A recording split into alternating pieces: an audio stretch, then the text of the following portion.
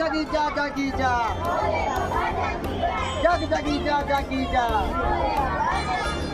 Aya Cowan ঝুমকে Aya Cowan ঝুমকে।